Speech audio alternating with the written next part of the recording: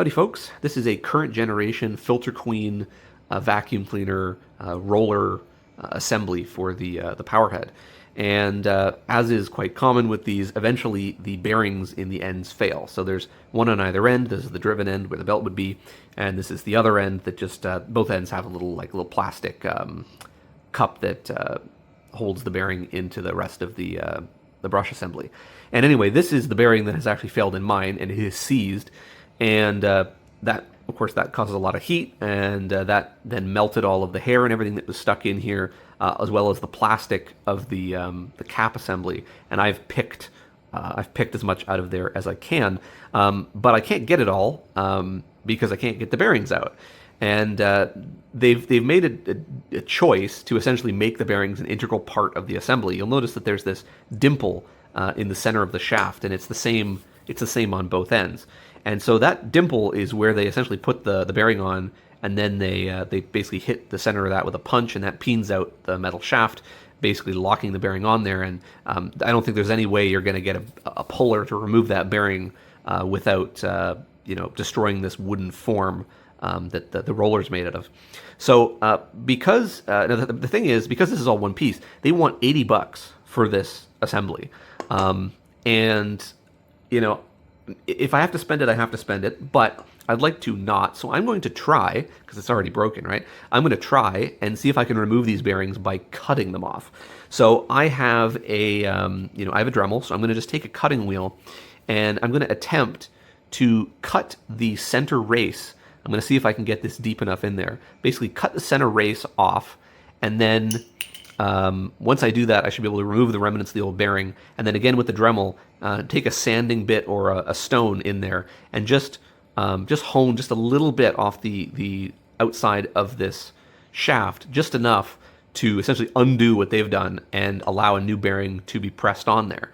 And if that's the case, then I can fix this thing for less than $5, and it means that I can replace the bearings again, if they fail again, or if I just want to open this thing up and clean it, because it gets hair and stuff over it over time. It's just the nature of a vacuum cleaner. I can actually get behind there and clean stuff. But this is a 1/2 inch inner diameter, 5/8 inch outer diameter by 10/51 inch width, just regular roller bearing, and it should be double sealed. So that's what I'd be buying a replacement for if I can get this thing off. So anyway, I haven't even ordered those yet because I don't know if I can get this off, so wish me luck, and I'll show you how it goes. So just as a warning, it's kind of gross when you look at this up close, but I'm not done yet, but I've gotten to the point where the balls will come out. So you can see there's the seal, and you can actually see all of the hair and other stuff that's basically just melted into a solid inside of the bearing, and that's ultimately what's caused the failure. So now that I've cut enough, I can get the balls, or what's left of some of them, out of here. I can take the outer race off, and then I should be able to just handle the inside. This is what it looks like with the outer race removed. You can see it's not a very big cavity, but despite that, I pulled quite a lot of hair out of that tiny area, and it's all, it all just gets trapped in there because you just can't remove it because you can't take the bearing out. And I bought this vacuum cleaner used. This is the first time I've taken it apart. Usually I would try to do this on an annual or semi-annual basis. With all the previous vacuums I've had, I tend to take their rollers out and clean them and to avoid problems like this. But obviously, this is probably original. I doubt the previous owner ever did this. I grabbed a pair of linesman's pliers, and I was actually able to spin the inner race on the shaft. And you can actually see by where that accidental flat spot I made was. So they're actually relying on the edge being peened over, pinning it in place a lot more than just the shaft expanding into the race. There it is. I got the bearing to split off. I've just got a little bit of a lip I have to finish up. Even though this bearing works fine, knowing how much is probably stuck behind there, I might as well take this one out now, replace both as a pair so I don't have to come back in here anytime soon. So I'm going to take a different approach with this one. I don't want to cut the bearing races because actually I don't think that is necessary, and also because this has the plastic gear on it and I don't really want to cut into that by accident. So I'm going to try grinding just the outer lip that's been peened over off and seeing if that's enough to get it off. So far it appears that grinding the edge off is actually not easier. I'm actually surprised how much of a fight this is putting up. Now that the shield's gone, you can actually see how bad this one is too. What I've actually discovered that's interesting is that the metal shaft doesn't actually run all the way through. It's actually just pressed in on the ends.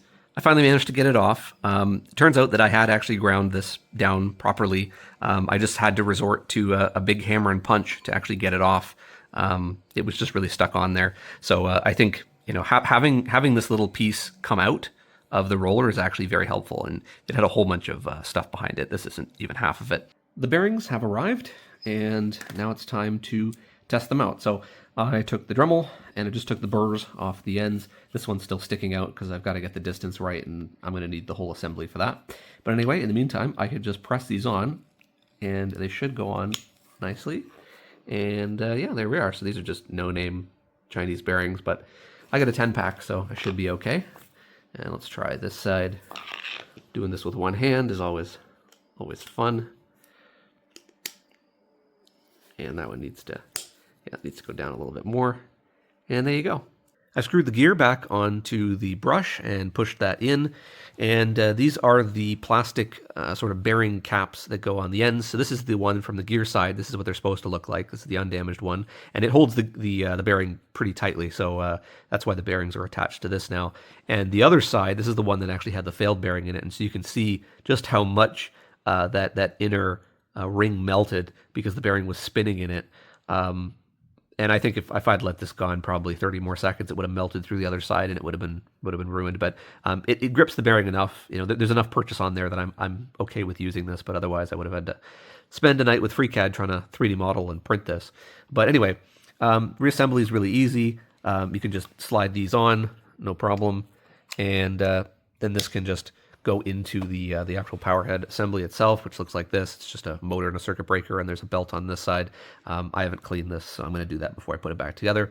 But anyway, these just slide into grooves on the two sides. So there's a little screw that just retains these, and you can see here that it spins nice and free. So obviously I got to put the belt on, but overall, I would recommend this repair. You know, if the brush is worn down, obviously you have to replace the whole thing. But if it's just a bearing that failed, this was, I think, a worthwhile fix. You know, for the cost of two bearings versus, you know, the cost of the whole thing, this was definitely worth it. And I can just change the bearings out whenever I want now. No tools required at all. So yeah, I would highly recommend this. I bet you can probably do a similar thing with the original Majestic design. This is, of course, the modern design. The older ones, I think they use a slightly different design, but I suspect you could probably do a similar thing. But anyway, yeah, that's all I wanted to show here, and hopefully this helps someone and saves them a bit of money. Until next time, thanks for watching.